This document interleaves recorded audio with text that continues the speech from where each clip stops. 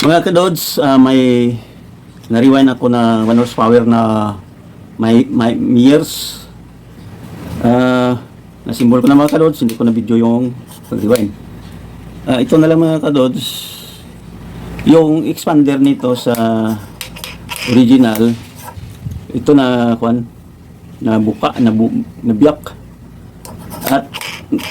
At bakit na siya nasira ito kasi wala na siya napipit sa ating shafting. Itong shafting, hindi na siya napipit. Ito yung switch natin dito nakalagay. Manipis naman yung contact point dito, manipis na. Kaya ang gagawin natin, kasi walang available na pisa yung parts nito, ito ang gagawin natin, lagyan na lang natin ng timer, lagyan natin ng contactor, timer siya lang, at ang timer at saka contactor yung magpo-post ng ating starting. Panoorin lang yung mga kadudes kung paano natin ikabit yung starting, yung timer at saka yung magnetic contactor.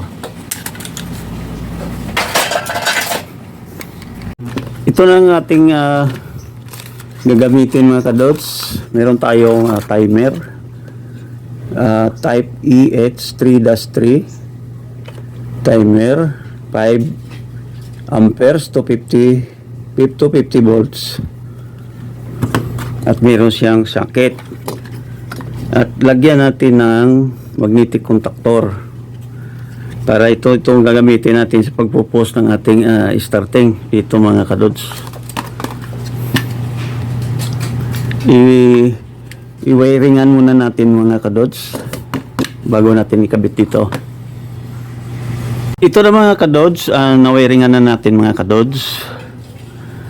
Ituturo ko na lang sa inyo mga kadods. Ang contactor natin mga kadods, mayroong coil dito sa ating contactor para gumagana yung contactor. Okay? Ang ating mga socket sa ating timer mga kadods, mayroong numbering. Dito, kung makikita ninyo, kung makabili kayo dito, mayroong 7, 8, 1 at saka 2. Dito naman sa kabila mayroong 3 at saka 4, 5 at saka 6. At dito na naman sa ating timer mga kadods, ang timer na nabili natin mga kadods, type EH3-3 Dalawang beses na yan! Ang gagamitin natin mga kadods, dito lang ang side. Pwede naman dito naman nga side natin, dito naman tayo gumamit, pero dito na lang natin gagamitin ngayon. Okay mga kadods, ito ang ating timer dito mga kadods, nakasaksak ito dito mga kadods. Merong oscillator at saka guide. Hindi na ito mga kadods malito kasi may guide pag isasaksak natin. Ganito mga kadods, yung ating socket, lagyan natin ng line power, line 1 at saka line 2. Ang line 1 natin is number 7. Ang line 2 natin is number 2. At kailangan, para gumana ito, yung dito na side, ang ginagamit natin, magja-jump tayo dito sa 8, papunta dito sa line 2, number 2. Okay? Ang gagamitin natin dito para mag-open yung contactor, number 5, normally open ang ating gagamitin. Kung sa 6 kayo, normally close yan. Okay? At pagkatapos mga kadods, ito ang mga kadods, parang ito ang line natin sa ating cord. Ito ang line. Ito ang ating line ng ating motor. At saka ito, yung running. Okay? Itong starting, sa ating motor. Ang starting ng ating motor mga kadods, dumaan muna siya, mabypass muna siya sa ating kapasitor, papunta dito sa ating kontaktor. At dito na naman sa kabila, sa contact natin, pupunta dito sa ating line 2 sa ating sa ating line ng ating motor, para ipopost niya dito yung ating starting winding, ipopost niya dito sa ating, nanggaling ito sa kapasitor, ipopost dito sa ating line 2 sa ating motor para mag-i-start siya mga kadods. Okay, ang ating mga kadods, yung socket dito mga kadods, number 7 is line 1. Okay, naglagay tayo dito sa kabila sa line 2 ng live line 2 din na line ng ating kuryente, power. Ito yung may power na yung mga kadods, may power na ito, at saka dito may power na.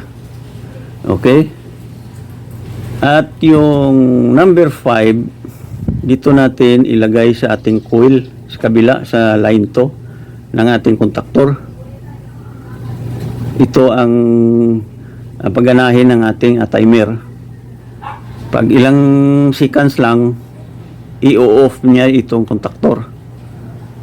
Okay mga kadods, naintindihan niyo mga kadods? Simple lang mga kadods, ganito lang.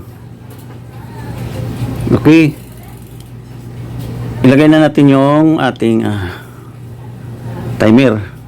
Hindi naman malito kasi may guide, sabi ko. Papasok natin, ganun. At pagkatapos,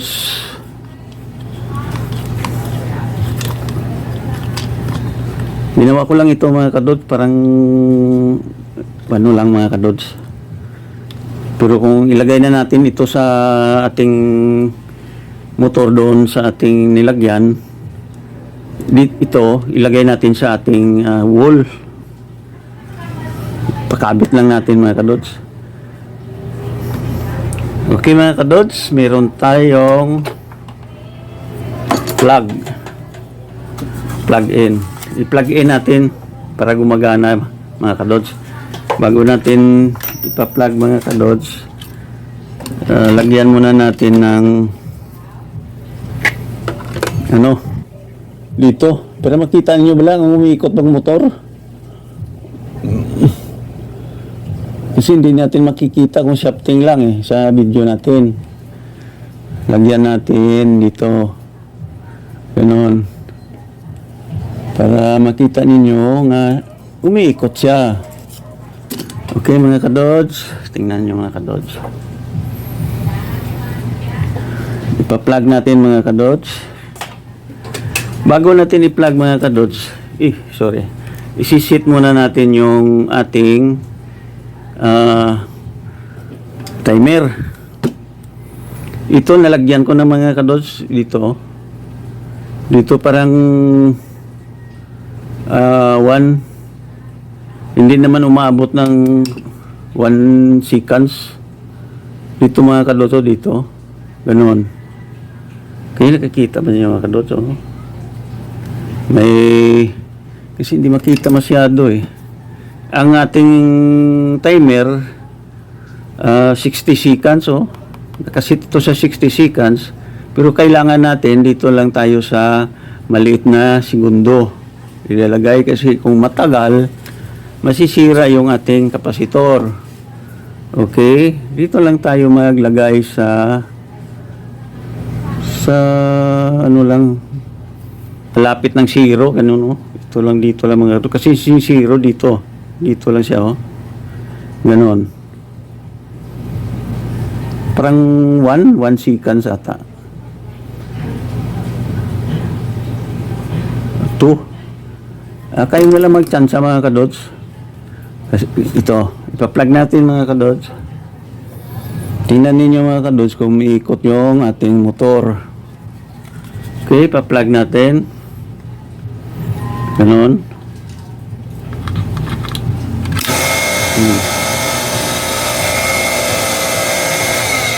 Okay, umiikot na mga kadods. Kasi kailangan mag-start, magpupus lang ito ng ating starting mga kadods. Ito. Pag ganun lang daw, parang ignite lang. Ganun mga kadods. Kasi kung ilagay natin na mataas mga kadods dito, matagal, masisira yung ating kapasitor. Ganun mga kadods. Oh. Ganun. Hindi siya talaga hindi siya talaga mag-o-open agad.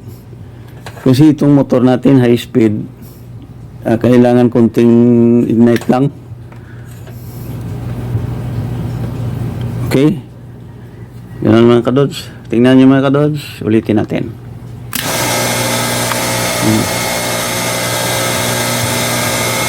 Ang ating umiilaw yan pag umiikot yung motor dito. Pag i-on natin, umiilaw lang ng mabilis pa. Kabila na naman, steady naman yung ilaw. Okay mga kadods, maraming salamat. Don't forget to subscribe.